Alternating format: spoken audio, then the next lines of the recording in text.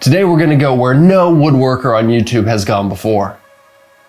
We're going to build a cutting board on Combs Design. This cutting board is made out of walnut, purple heart, leopard wood, and maple. The first thing I did was take all my rough lumber and mill it down to the appropriate sizes. With this type of cutting board, you mill your wood to the thickness that you want each piece when you're looking at the board, and then you cut your wood on the table saw to the total height that you want the cutting board. You'll see how this adds up when we glue it together. Walnut is the main feature of this cutting board. I made sure I had enough and then arranged it how I wanted. After that, I took my exotic woods and arranged it in a pattern that I liked. With everything in place, I put it across a couple of clamps and liberally applied some glue.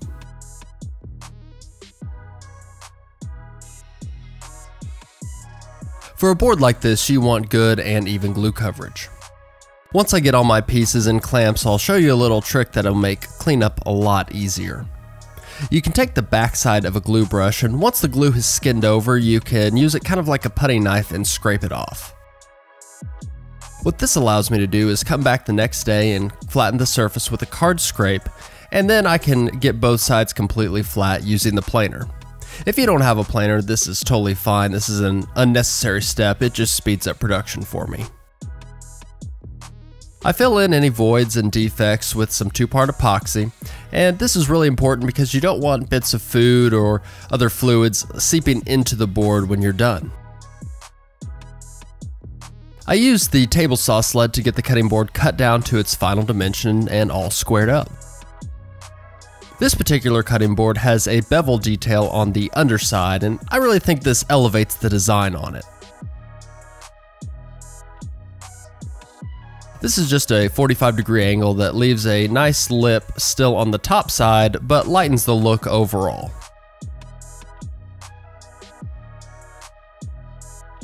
The next step was sanding. I sanded with 80, 120, 150, and 220 grit, and one very important step on cutting boards is to spray the cutting board down with water between each grit to raise the grain.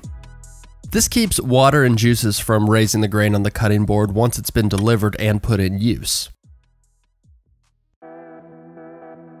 Now for finishing. This is everybody's favorite part. My first step is to just take some mineral oil and put a heavy coat on and let it seep into the wood. I let this sit overnight so the board absorbs all the oil it can.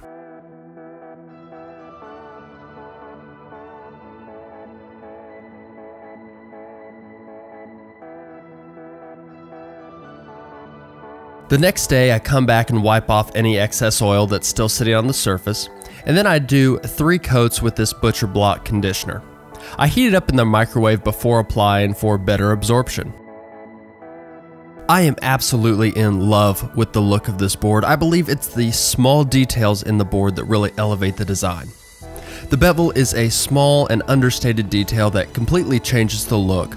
And this board is not overstated. There's not a ton going on, but the proper selection of wood and the proper arrangement, in my opinion, just really takes this board over the top. If you want to help support the channel, head on over to my website and pick up one of these cutting boards for yourself.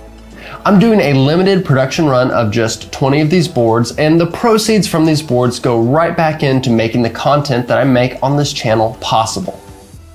In addition to getting a cutting board, when you purchase one, you will have a tree planted in your name with the organization One Tree Planted. Thank you guys so much for checking out this video. Get subscribed, and I will catch you on the next one.